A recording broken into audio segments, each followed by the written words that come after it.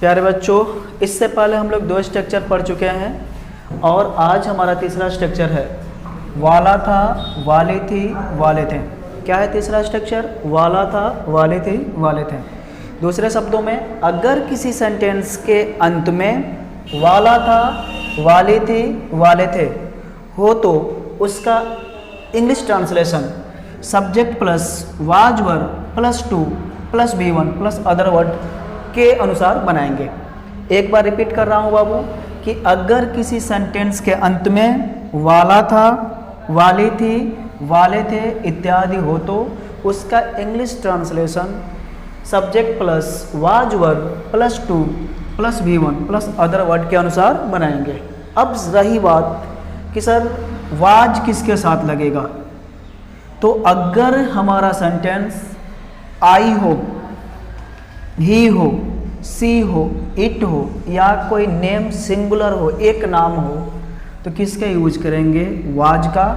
We के लिए you, दे तथा एक से अधिक नेम्स के लिए हम किसका यूज करेंगे? वर का। ठीक है, एग्जाम्पल के माध्यम से समझते हैं। वह रोने वाला था। क्या है सेंटेंस? वह रोने वाला था। देखिए बाबू, वह का अंग्रेजी क्या होगा? ही। वह का अंग्रेजी ही।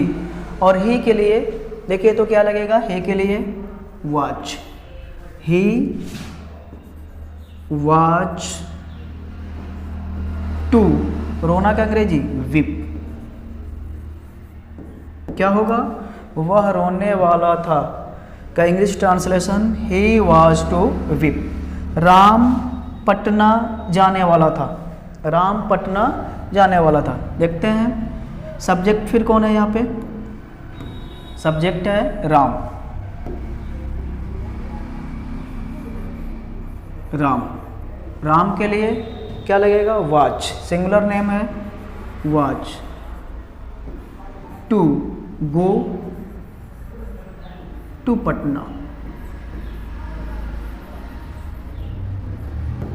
राम पटना जाने वाला था।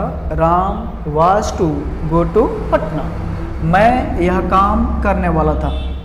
क्या होगा? Subject I. इससे पहले हम लोग देख चुके हैं बाबू कि आई के साथ प्रेजेंट टेंस में एम लगता है, लेकिन आई के साथ पास्ट टेंस में क्या लगेगा? Was. I was to do, यह काम का हो जाएगा दिस वर्क। मैं यह काम करने वाला था का होगा I was to do this work. समझ में आ रही है बात एकदम? आगे बढ़ें। तीसरा, चौथा, लड़के अंग्रेजी बोलने वाले थे। लड़के अंग्रेजी बोलने वाले थे। क्या होगा बाबू? लड़के अंग्रेजी बोलने वाले थे। सब्जेक्ट हो जाएगा द बॉयज। अब मैं जानना चाहूँगा कि द बॉयज सब्जेक्ट है, वाज होगा कि वर होगा? नाउन एक प्लुरल है, इसके लिए क्या लगेगा? Were. The boys were. To बोलना का speak. The boys were to speak English. Last, Mohan और सोहन दौड़ने वाले थे। मोहन और सोहन दौड़ने वाले थे। यहाँ भी हमारा जो सब्जेक्ट है वो क्या है? प्लुरल है। Mohan and Sohan were. Subject अगर हमारा प्लुरल हो तो क्या होगा? Helping verb were. टू दौड़ना का अंग्रेजी रन। तो मुझे विश्वास है कि स्ट्रक्चर नंबर 3 आपको समझ में आ गया होगा कि अगर किसी सेंटेंस के अंत में वाला था, वाली थी, वाले थे इत्यादि हो तो उसका English translation subject plus subject plus was verb plus two plus V1 plus other word के अनुसार बनाएंगे। चलते हैं, बढ़ते हैं स्ट्रक्चर नंबर 4 की तरफ।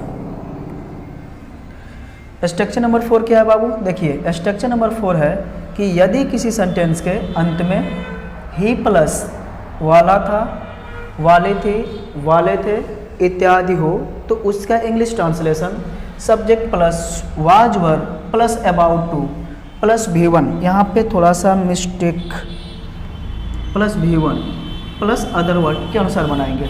रिपीट कर रहा हूँ एक बार फिर बाबू कि यदि किसी सेंटेंस के अंत में ही वाला था, वाली थी, वाले थे इत्यादि हो तो उसका English translation subject plus was were plus about two plus V1 plus other word के अनुसार बनाएंगे। इससे पहले हम लोग पढ़ चुके हैं कि यदि हमारा sentence I, he, she, it, name singular हो तो किस हेल्पिंग वर्ब क्या लगेगा? वाज लगेगा। यदि हमारा subject we, you, they, names हो, एक से अधिक हो नाम, तो उसके लिए क्या लगेगा? वर लगेगा। एग्जाम्पल के माध्यम से एकदम स्पष्ट हो जाएगा, देख लेते हैं। एग्जाम्पल क्या है? पहला एग्जाम्पल है वह पढ़ने ही वाली थी, तो यहाँ बाबू वह है सब्जेक्ट के रूप में और सब्जेक्ट क्या हो जाएगा? सी। सी के लिए क्या लगेगा? वॉच।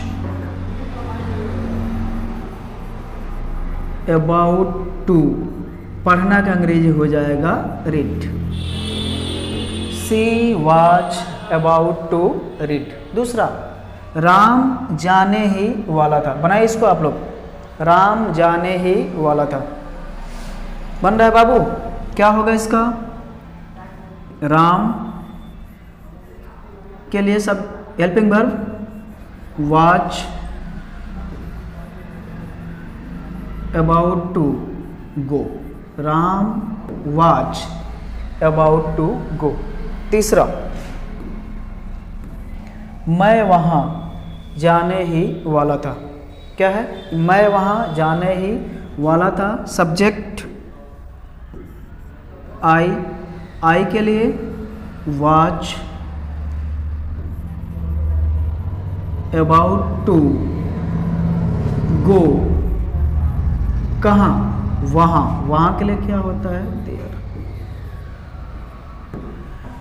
मैं वहाँ जाने ही वाला था। I was about to go there. हम लोग नदी में तैरने ही वाले थे।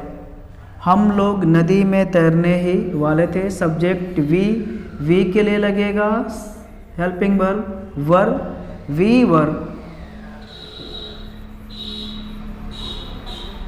About to, we were about to swim in the river.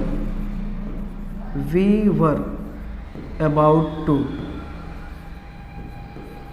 Swim in the river. हम लोग नदी में तैरने ही वाले थे। We were about to verb हो जाएगा स्विम, नदी में का इन द रिवर। सीता और गीता लास्ट है। सीता और गीता, सीता मिस्टेक यहाँ भी है बाबू।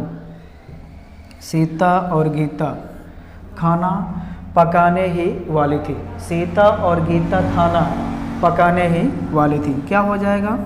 Sita and Gita.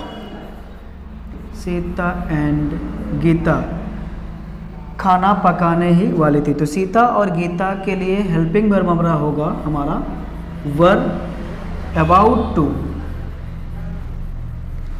Sita and Gita were about to. पकाना का अंग्रेजी होता है कुक, खाना का अंग्रेजी फूड। समझ में आई? सीता और गीता खाना पकाने ही वाली थी का अंग्रेजी क्या हो जाएगा? Sita and Gita were about to cook food. मुझे विश्वास है कि समझ में आ गया होगा। एक बार देख लेते हैं क्या है लास्ट वाला स्ट्रक्चर हमारा आज का, कि यदि किसी सेंटेंस के अंत में ही प्लस वाला था, वाले थी, वाले थे तो उस इत्यादि हो तो उसका अंग्रेजी अनुवाद subject plus was were plus about two plus V1 plus other word के अनुसार बनाएंगे।